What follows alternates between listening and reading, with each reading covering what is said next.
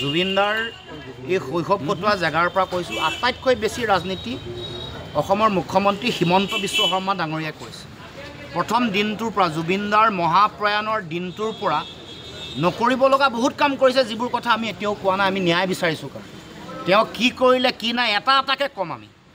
আৰু তেওঁ যোৱাকালি কৈছে যে হত্যা 8 বছৰ আগৰ পৰাই ষড়যন্ত্ৰ ৰচনা কৰিছে হয় নহয় বিধানসভাৰ মজিয়াত কৈছে 8 বছৰ আগৰ পৰাই বোলে হত্যাৰ ষড়যন্ত্ৰ ৰচনা কৰিছে এতিয়া 5 বছৰ হ'ল মুখ্যমন্ত্ৰী কোন হৈ আছে হিমন্ত বিশ্ব শৰ্মা 5 বছৰ হ'ল গৃহমন্ত্ৰী কোন হৈ আছে হিমন্ত বিশ্ব শৰ্মা 5 বছৰ জুবিন গাৰ্গ ডাঙৰীয়াক হত্যা কৰাৰ ষড়যন্ত্ৰ কৰি থকা মানুহবোৰক কিয় কৰায়ত্ব কৰিব নোৱাৰি আমাৰ জাতিটোৰ সম্পদ জুবিন গাৰ্গ ডাঙৰীয়াক কিয় ৰক্ষা কৰিব নোৱাৰিলে মৃত্যুৰ মুখলৈ কেনেকৈ ঠেলি দিবলৈ এৰি দিলে তাৰ কাৰণে জগৰীয়া অসমৰ মুখ্যমন্ত্ৰী জুবিন দাক মৃত্যুৰ মুখলৈ ঠেলি দিয়া মূল জগৰীয়া মানুহগৰাকী অসমৰ মুখ্যমন্ত্ৰী এইটো যোৱাকালি বিধানসভাৰ কথাত স্পষ্টকৈ প্ৰকাশ হৈছে সেইকাৰণে হিমন্ত বিশ্ব শৰ্মাই নিজৰ দায়িত্ব স্বীকাৰ কৰি তাৎক্ষণিকভাৱে আজি আৰু কাইলৈ ভিতৰতে পদত্যাগ কৰিব লাগে কাৰণ 8 বছৰ আগৰ পৰা হত্যাৰ ষড়যন্ত্ৰ চলি থকা বুলি অসমৰ মুখ্যমন্ত্ৰীয়ে যেতিয়া ক'লে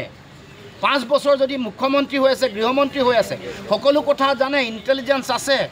ৰক্ষণাবেক্ষণ দিব পৰা নাই ৰক্ষণাবেক্ষণ নিদি মৃত্যুৰ মুখলৈ এৰি দিলে দায়িত্বটো কাৰ হ'ব মৃত্যুৰ যদি আগজাননী পাইছে মুখ্যমন্ত্ৰীয়ে তেতিয়াহ'লে আৰু তেওঁ বাৰে বাৰে কৈ আছে তেওঁ SIT গঠন কৰাৰ আগতো ক'লে হত্যা হোৱা বুলি এতিয়াও চাৰ্জশ্বিট দিয়াৰ আগতে দৃঢ়তাৰে কৈছে তেওঁক হত্যা কৰা হৈছে বুলি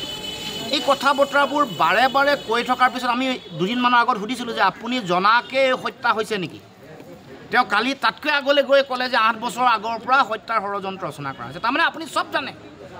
সব জনাৰ পিছত ৰক্ষণাবেক্ষণ জুবিন দাক জাতীয় সম্পদক কিয় ৰক্ষা কৰিব নোৱাৰিলে তাৰ কাৰণে আপুনি জগৰীয়া নহয় নেকি আমি প্ৰশ্ন উত্থাপন কৰোঁ